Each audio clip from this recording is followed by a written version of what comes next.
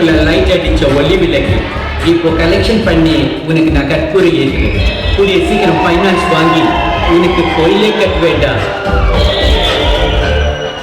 உடல் மண்ணுக்கு, உயிர் நமிதாவுக்கு, முடிஞ்சா உடலும் நமிதாவுக்கு. இந்த பீஸ் அவஸ்து வர தேங்க வரீங்களா? நமக்கு ரொம்ப திருஷ்டிடா. நமக்கு ஏது பாஸ் திருஷ்டி? நம்ம தான் இந்த ஏரியாவுக்கே திருஷ்டி. ஓகே காய்ஸ், நெக்ஸ்ட் வீக் நம்ம தலைவி நமிதா படம் ரிலீஸ் ஆக போகுது. அதுக்கு நாம கட் அவுட் பார்க்கணும், பாலாபிஷேகம் பண்ணணும், போஸ்ட் ஓட்டணும். ஒட்டு மொத்தமா வந்த கலெக்ஷன்ல நீங்க அடிச்சது போக மிச்ச கலெக்ஷன் எங்கடா? இந்த புடி 750. இந்த கலெக்ஷனை வச்சு 1/4 லிட்டர் பால் கூட வாங்க முடியாது. அப்புறம் எப்படிதான் கட் அவுட்டுக்கு பாலாபிஷேகம் பண்றது? பணம் வாச்சித பரமாடா கொடுப்பாரு. நம்ம பணத்தை தேடி போக வேண்டியதில்லை, பணமே நம்மளை தேடி வருது. எங்கேடா? அங்கேயும் எங்கடா? டபுள் டோர் ஃப்ரிட்ஜ் ஒரு நகர்ந்து வருது. தம்பி, யாருங்க சக்தி? நம்ம சக்திக்கு வட்டிக்கு பணம் கொடுக்கற ஒருத்தர் வந்திருக்காங்க. சத்தியமா நான் தான் சக்தின்னு சொல்லி பணத்தை வாங்கி நம்ம தலைவர் ரசிகர் மன்றத்துக்கு செலவு பண்ணிருக்கோம். Good idea.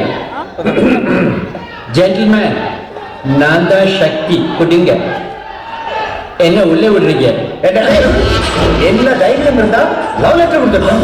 என் ஒய்ஃபுக்கு கொடுத்துட்டா கூட பரவாயில்ல, என் கீப்பு கொடுத்துட்டீங்களா?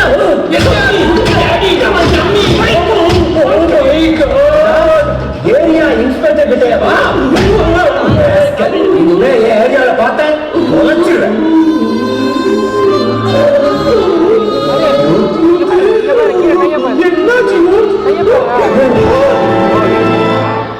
பல இருந்த மூஞ்சியில் இருந்து பொல ரத்தம் வருது. வெங்காயம் உடைச்சேன், டிஸ்டி கழிஞ்சிருச்சு. அடிக்குது. ஐயோ, போன் அடிக்குது. என்ன தேடி ஒரு இன்ஸ்பெக்டர் வருவா.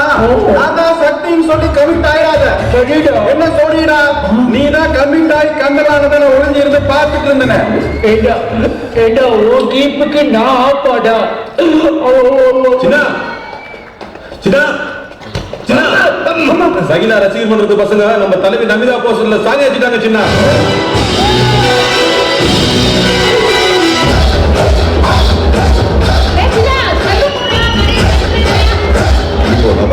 சின்ன பலம் வேணாதுடா.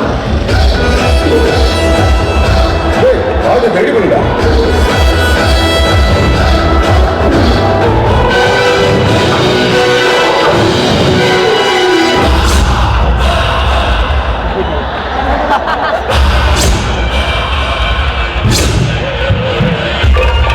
என்னடா இவ்வளவு பேர் நிற்பாங்கன்னு ஏன்டா என்கிட்ட அங்கேயும் சொல்லல? சொன்னா வரமாட்டீங்கல்ல.